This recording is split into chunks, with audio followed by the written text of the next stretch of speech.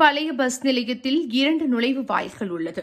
இந்த நுழைவு வாயில்கள் அமைந்துள்ள பகுதியில் சாலை குறுகலாக இருந்ததால் போக்குவரத்து நெரிசல் ஏற்படுகின்றன. மேலும் அந்த பகுதியில் பொதுமக்கள் நடந்து செல்வதற்கு மிகவும் சிரமமான சூழ்நிலை ஏற்பட்டுள்ளது. அந்த பகுதியில் இருந்த கடைகளின் முன்பு தரைத்தளம் போடப்பட்டு ஆக்கிரமிக்கப்பட்டு இருந்தது. இதையடுத்து ஆக்கிரமித்து போடப்பட்ட இருந்த தரைத்தளத்தை அப்புறப்படுத்தி அந்த சாலையை அகலப்படுத்தி பொதுமக்கள் நடந்து செல்வதற்கு ஏதுவாக நடைபாதையும் அமைக்க முடிவு செய்யப்பட்டது. அதன்படி நேற்று மாநகராட்சி ஆணையர் கண்ணன் உத்தரவின் பேரில் மாநகராட்சி அதிகாரிகள் ஆக்கிரமிப்புகளை அகற்றும் பணியில் ஈடுபட்டனர். பொக்லைன் இயந்திரம் மூலம் கடைகளின் முன்பு ஆக்கிரமித்து போடப்பட்டிருந்த தரைத்தளத்தை இடித்து அப்புறப்படுத்தினர்.